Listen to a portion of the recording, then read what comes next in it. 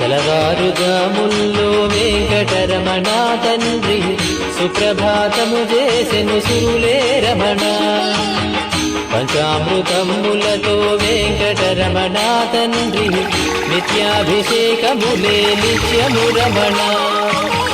వజ్రమకుటంబుతోను వెంకటరమణ తండ్రి శంకు చక్రధారుడవే తిరుమల రమణ.